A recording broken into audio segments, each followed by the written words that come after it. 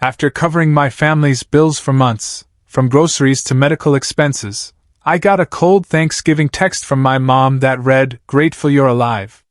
Stay away."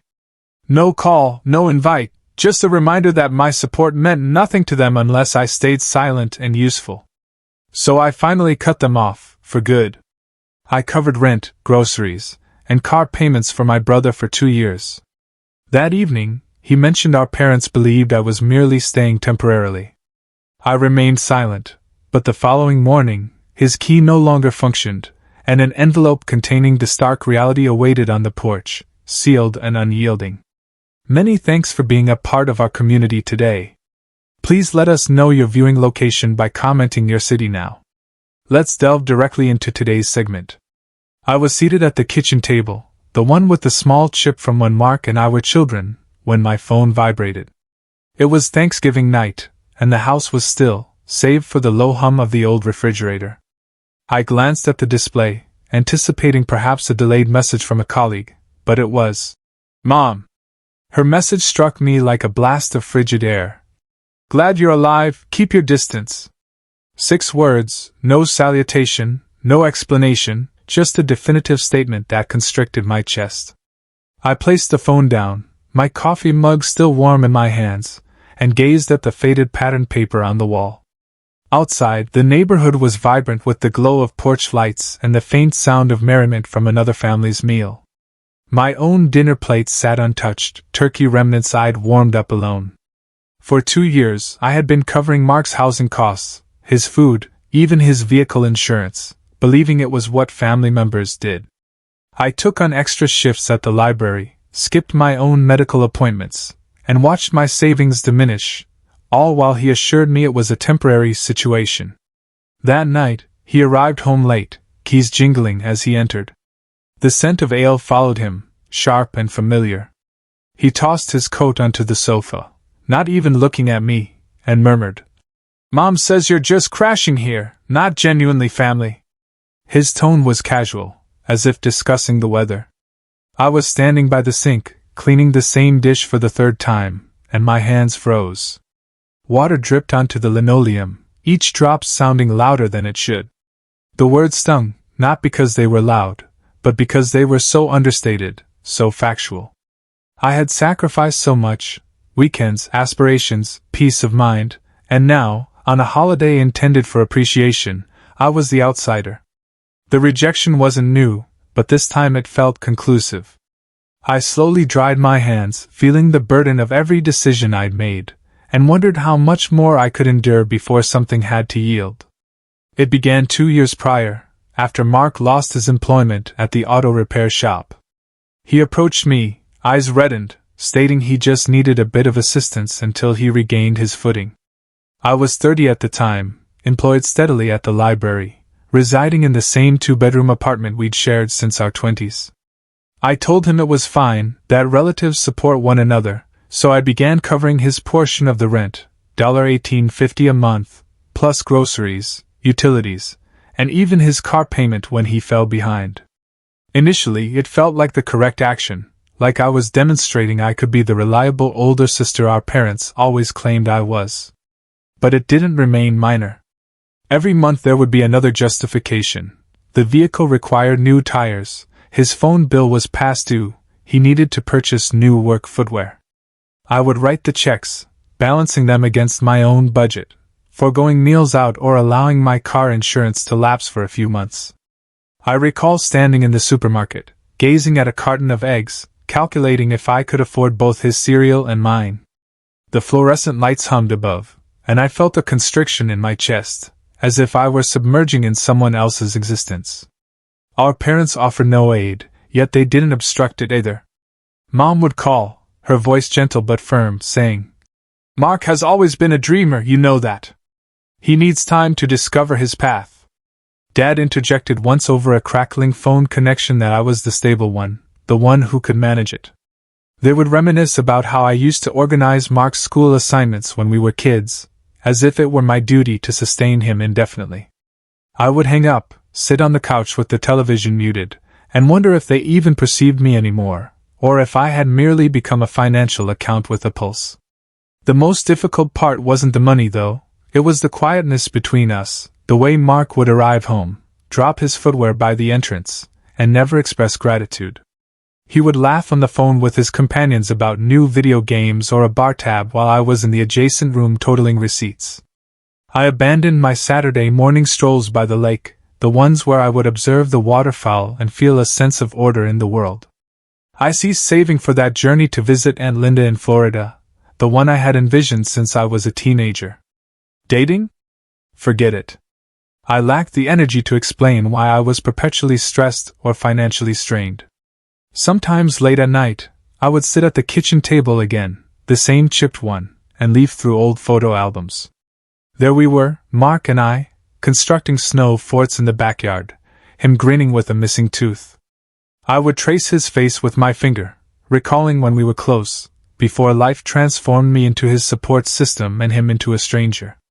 I would feel a sharp pang, not just of sorrow but of shame, as if I should be thankful he required me, as if affection meant erasing myself. But deep within, during the quiet hours, I recognized something was fracturing. I wasn't just weary of paying, I was weary of pretending this was normal, and that realization, subtle as a whisper, began to expand. It was a Tuesday evening in late October, the kind where the air becomes crisp and the light fades too rapidly, leaving the house bathed in gloom. I was at the kitchen table, the same chipped one that seemed to contain all my quiet frustrations, sifting through a pile of bills under the amber glow of the overhead lamp. The radio played softly in the background, an old country melody about lost affection, when I noticed something amiss. A letter from a credit card company I didn't recognize bore my name, but the expenditures didn't align. $5,200 spent at places like Best Buy, Nordstrom, and a sports bar I had never entered. My stomach sank as I saw Mark's signature on the application, scrawled in that messy handwriting I knew too well, using my social security number. He had been sitting right here last month, complaining about needing cash for necessities, and now this. I called him, my voice steady but quivering internally, like a teacup on the verge of shattering. He shuffled into the living room, still in his faded denim and that hooded sweatshirt he'd worn for weeks, and shrugged when I held up the statement. "You owe me for all the strain I've been under," he said, as if it were an offhand remark, his gaze flicking to the television in the corner where a baseball game flickered. I felt a surge of warmth, then cold, as if someone had pulled the rug out from beneath me. This wasn't merely exploiting, this was theft, deliberate and cold. I stood there, the paper crumpling in my hand, and perceived him for what he was, a stranger who transformed my trust into a weapon. The following day, I overheard him on the phone with Mom, his voice casual but sharp. He was laughing, saying, "She's always so tense, you know, thinks she's doing me a favor." Then he delivered the blow that chilled my blood. "She's just freeloading off me, acting like she's the victim. I'm the one maintaining this place." I was in the hallway, clutching a mug of lukewarm coffee, the steam long gone, listening as he distorted the narrative so completely I barely recognized myself. Later that afternoon, Mom called, her voice tinged with disappointment. "You need to be more understanding, Sarah. Mark's trying, and you're making it harder." I didn't argue. I simply hung up, sat on the couch with the Afghan Grandma had knitted, and stared at the wall, the fabric's rough edges digging into my fingers. The betrayal wasn't just his, it was theirs too, Mom and Dad, who had always seen me as the steady one, now believing his falsehoods over my silence. That night I couldn't sleep. I walked to the window, the curtains parted just enough to view the street lights on Maple Street, their orange glow constant against the darkness. The neighborhood was quiet, the same quiet I'd known since childhood, but inside me something was screaming. I'd sacrificed so much, my savings, my tranquility, my right to be acknowledged, and for what? To be labeled a burden by the individuals I'd supported. I pulled out an old notebook, the one I used to jot down grocery lists and holiday plans, and began recording every transaction, every deception, every moment I'd overlooked. The pen scratched against the paper, each stroke a release but also an accounting. It wasn't vengeance I sought, it was clarity, a means to see through the haze of guilt I'd inhabited for years. As I wrote, I recalled Sundays at church with Mom and Dad, how they would commend Mark's charm and dismiss my quiet diligence with a pat on the back. I thought of the time I'd missed my own birthday dinner to cover his rent, how I'd smiled through it, believing it was affection. Now, sitting there in the dim light, I felt the first glimmer of something else, fury, sharp and genuine, cutting through the fog like a blade. It wasn't just about the money or the falsehoods. It was about the years I'd spent believing I owed him my existence, believing that family meant allowing myself to vanish. I closed the notebook, placed it on the table beside Grandma's old teacup, and knew I couldn't revert. The clarity was painful, but it was mine, and it was the initial stride towards something I hadn't dared to name: liberation. The week after I discovered Mark's credit card deception, the burden of his treachery intensified, like a storm gathering over the lake. It commenced on a damp Saturday morning, the kind where the sky hung low and the streets shimmered under a steady drizzle. I opened the jewelry box on my dresser, the one Grandma gave me before she passed, its hinges creaking with memory. Inside, where her antique pearl necklace and gold locket should have been, there was nothing but empty velvet. My breath hitched, and I stood there, the rain tapping against the window like a mournful drumbeat, recalling Mark's casual mention of quick funds a few weeks prior. I located the pawn shop receipt in his room, crumpled in the pocket of his faded jeans, $1,200 for items that held more of Grandma's affection than he'd ever comprehend.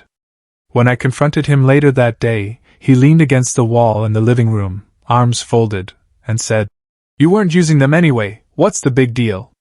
His indifference pierced through me, leaving me disoriented, standing amidst the clutter of his empty beer cans and unwashed dishes, feeling as if I'd lost not just the jewelry but a fragment of my past. But that wasn't the worst of it. A few days later, I drove to the annual family gathering at Aunt Clara's house, the one with the large oak tree in the yard where we used to play hide-and-seek as children. I'd hoped for a moment of normalcy, a chance to breathe amidst the turmoil, but Mark had tainted that too. By the time I arrived, the atmosphere was thick with hushed conversations. My cousin Betty drew me aside near the picnic table, her voice low and hesitant. "Sarah, what's this about you being unstable? Mark said you've been manipulating him, taking his money." I stared at her, the scent of grilled burgers and fresh lemonade turning bitter in my throat, the laughter of cousins echoing like a mockery. He had turned my own family against me, portraying me as the antagonist in a narrative I'd never consented to star in. I drove home in silence, the radio off, the hum of the engine merging with the rain, feeling the ground beneath me shift, leaving me unsettled. The isolation deepened in ways I hadn't anticipated. At the grocery store a few days later, I was pushing my cart down the cereal aisle, the fluorescent lights buzzing overhead, when I overheard two neighbors chatting near the checkout. "Poor Mark," one said, her voice carrying over the piped-in music. "His sister's been such a burden, always demanding things." I gripped the cart handle, my knuckles whitening, and hurried to my car, tears stinging but refusing to fall. Back home, I sank onto the couch with Grandma's Afghan draped over my knees, its familiarity a small comfort against the cold dread settling in my chest. He wasn't just taking my money or my peace, he was erasing me, rewriting my life into a falsehood I couldn't escape. I began carrying a small notebook everywhere, its pages filling with every slight, every dollar, every moment of degradation. It wasn't just the jewelry or the credit card deception anymore. It was the years I'd spent believing I owed him my existence, my self-respect. I remembered Sunday mornings at church with Mom and Dad, how they'd praise Mark's charm and dismiss my quiet diligence with a pat on the back. Now their silence felt like complicity, a silent approval of his self-centeredness. I'd call them sometimes, hoping for a crack in their facade, but they'd just say, "He's your brother, Sarah, you have to be patient." Patience, I thought bitterly, was what had kept me trapped, empty-handed and alone in a house I'd built with my own effort. One evening I stood at the sink, washing dishes under the dim kitchen light, the suds swirling down the drain like my hopes had. The rain had ceased, but the world outside felt just as heavy, the streetlights on Maple Street casting long shadows across the yard. The sound of water mixing with the occasional drip from the faucet was mesmerizing, but it couldn't drown out the fury building inside me, a slow burn, steady and unyielding. I wasn't just wounded, I was enraged, at Mark, at our parents, at myself for allowing it to go this far. But beneath that fury was something else, a determination I hadn't felt in years, a resolve to stop being the one who always yielded. I grabbed my laptop, opened a new document on the kitchen table, and began outlining every piece of proof I had: bank statements, messages, receipts. This wasn't just about survival now, it was about reclaiming who I was before he took everything, before I let him convince me I was nothing more than a shadow in his narrative. The next morning I awoke before the sun, the gray light barely penetrating the curtains, and knew I couldn't continue living under Mark's influence. I shuffled into the kitchen, the linoleum cold and familiar under my bare feet, and stood staring at the coffee maker as it hissed and gurgled to life. The decision had been brewing for weeks, but now it felt pressing, like a dam about to rupture.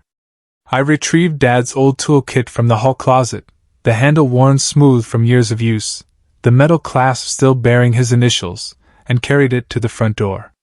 Changing the locks took less than an hour, the metallic clicks sharp and deliberate in the quiet apartment. Each turn of the screwdriver felt like a declaration, a boundary I should have established years ago. I packed Mark's belongings into a cardboard box, his faded hooded sweatshirt, a stack of old magazines, the athletic shoes he'd left by the door, even that chipped coffee mug he always claimed was his favorite, and placed it on the porch. On top, I taped a note in my neatest handwriting. "You're on your own now." No anger, no accusations, just fact, like concluding a chapter I'd been too afraid to end. By mid-morning, he was pounding on the door, his voice muffled but enraged, the sound reverberating through the wood. "Sarah, open up! What the hell is this?" I stood on the other side, my hand resting on the new lock, its cool surface a strange comfort, and felt a calmness settle over me, steady as the ticking clock on the wall. The shouting persisted for 20 minutes, his insults cutting through the silence. "Selfish! Heartless! You'll regret this!" But I didn't waver. I recalled Grandma's voice, soft but firm from when I was a girl, telling me to stand up for what's right, not what's easy. This was right. I slid an envelope under the door, addressed to Mom and Dad, with copies of the credit card statements, the pawn shop receipt, and screenshots of Mark's messages boasting about how easily I was manipulated. Let them see, I thought. Let them finally see the truth I'd carried alone for so long. That afternoon, I sat on the couch with Grandma's Afghan draped over my lap, the television off, listening to the silence. It wasn't empty, it was mine, hard-earned and heavy with relief. I prepared a cup of tea, the kind with honey and lemon that Grandma used to make on cold winter nights, and watched the steam rise in lazy spirals, the kitchen window fogging slightly from the warmth. For the first time in months, I didn't feel guilty for desiring more for myself, for desiring peace in a house I'd paid for with more than just money. The rain started tapping against the windows, a soft rhythm that matched my heartbeat, and I allowed myself to breathe deeply, the tension in my shoulders easing just a little, like the first thaw after a long freeze. Later, I called my cousin Lisa, the only one who'd supported me at the reunion. Her voice was warm, steady, like a lifeline I didn't know I needed until it was there. "You did the right thing, Sarah," she said, and I could hear the pride in her words, the same pride I'd seen in her eyes when we were kids, exchanging secrets under the big oak in Aunt Clara's yard. We conversed for an hour, her accounts of her own struggles with family expectations weaving a thread of connection I hadn't felt in years, her laughter a reminder that I wasn't as isolated as I'd feared. After hanging up, I spent the evening at the kitchen table, the same chipped one that had witnessed so much, organizing my finances. I'd opened a new bank account in my name only, the paperwork crisp and final, the bank teller's voice on the phone polite but distant, a stark contrast to the disorder I'd left behind. I'd drafted a letter to the credit card company to report the fraud, my handwriting steady now, each word a brick in the wall I was constructing around my future. I even pulled out my old recipe book, the one with Grandma's handwritten notes in the margins. "Add a pinch of sugar for luck," she'd scribbled next to her cornbread recipe, and planned a simple dinner for one. Chicken soup and cornbread, just for me, the aroma filling the apartment with something like hope. By bedtime, the apartment was still, the rain a gentle murmur against the glass, and I lay in bed listening to the sound, feeling the burden of years begin to lift. I wasn't certain what would transpire next, whether Mark would retaliate, whether Mom and Dad would call, whether the credit card company would believe me, or if the legal proceedings would drag on for months. But for once, I didn't care. I'd spent too long being the one who absorbed everyone else's mess, their debts, their demands, their deceptions. Now, in the quiet of my own space, I felt something new, not just relief, but a flicker of hope, fragile as the first buds on the lilac bush outside my window in spring, but persistent, insistent, and for the first time, I believed I deserved it, that I could construct a life where I wasn't just a shadow in someone else's story, where the silence wasn't a penalty but a blessing. A week after I altered the locks, they appeared at my door, Mom, Dad, and Mark, their expressions a mixture of anger and bewilderment. It was a crisp Saturday morning, the kind where the air smells of fallen leaves and smoke, and I was just pouring my second cup of coffee when the doorbell rang. I opened the door a crack, the new lock still gleaming and unfamiliar under my fingers, and saw them standing there, Mark's jaw tight, Mom's eyes red from weeping, Dad shifting uncomfortably on the porch. "Sarah, what is this about?" Mom demanded, holding up the envelope I'd slid under the door. Her voice trembled, but there was resolve in it. I allowed them inside, the tension thick as the wool coat Dad shrugged off onto the couch. Mark immediately launched into an attack. "You're ruining everything," he snapped, pacing the living room. "This is family, Sarah. You can't just cut us off." I remained composed, my hands steady as I produced the folder I'd prepared, credit card statements, pawn shop receipts, text screenshots. "This isn't family," I said, my voice quiet but firm. "This is you taking everything I have and calling it love." Mom gasped, Dad looked away, but I saw the flicker of uncertainty in their eyes. Then the doorbell rang again. It was Lisa, my cousin, her face set with determination. She brought her own proof, messages from Mark requesting money under false pretenses, and stood